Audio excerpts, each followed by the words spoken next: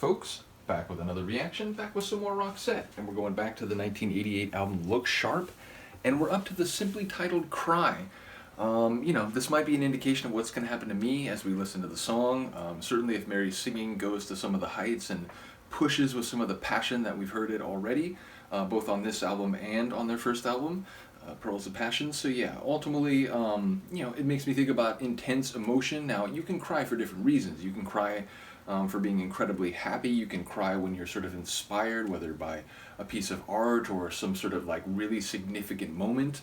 Whether like on a personal level, or maybe people cry when they saw people walk on the moon. There's all sorts of like larger moments beyond your own life which might inspire you in that way. But I think generally speaking, and especially when we're dealing with the subject matter of pop songs, we're likely talking about a personal relationship, whether it is a romantic, intimate sort of connection in that way, or at least people who've meant a lot to each other over time. So yeah, it makes me think about someone crying for emotional reasons, maybe sad reasons, maybe sort of a sense of loss. Obviously, these things are intertwined, and they are often experienced in conjunction. Nevertheless, it makes me think more toward a sad type of crying, is I guess what I'm suggesting. So let's find out. This is Roxette. The tune is Cry, and it's from the 1988 album Look Sharp.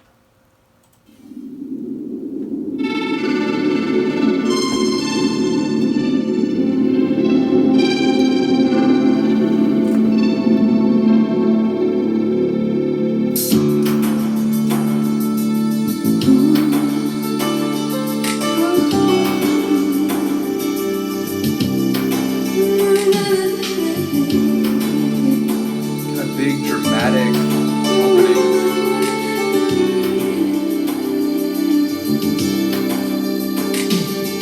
Living here without you, it's not an easy way of life.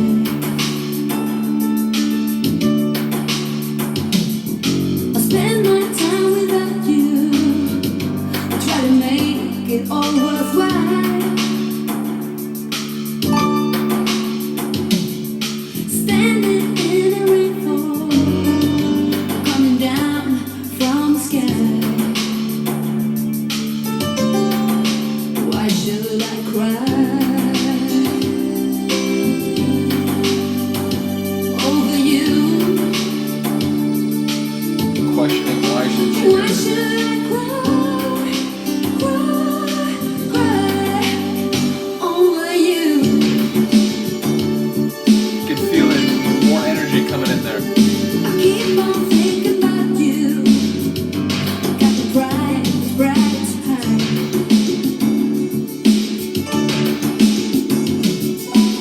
I feel my world around you, like a gold without a street light.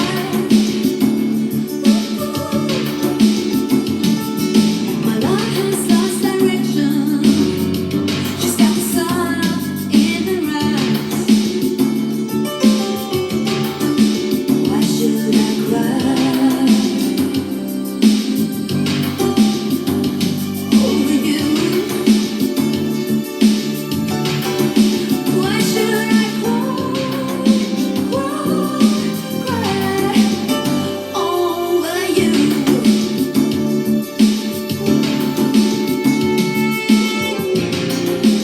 Hearing your footsteps loud on my stairs, walking, waiting with you,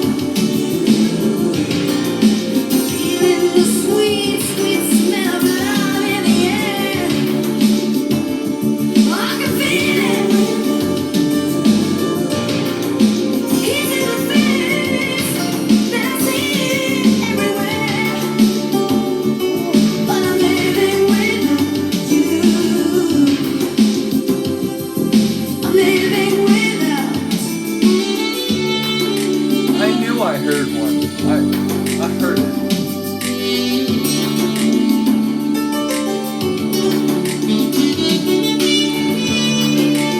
The guitar, acoustic guitar there.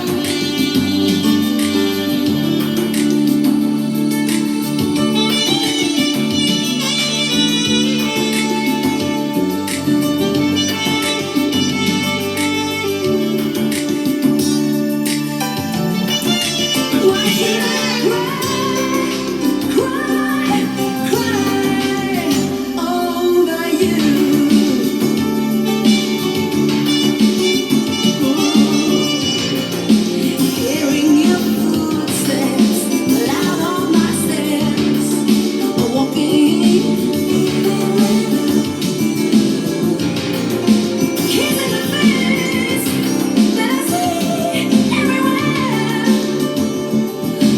living without you.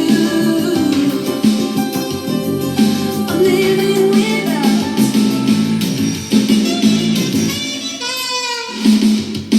Cry, cry, cry over you. Why should I cry over you? Cry, cry, cry over you. Oh, cry, cry, cry over you. Why should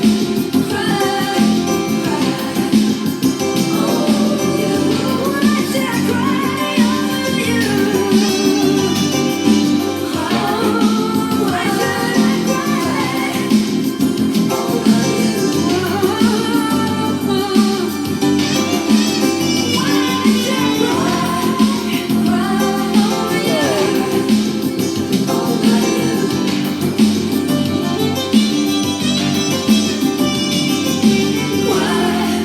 why should I cry over you?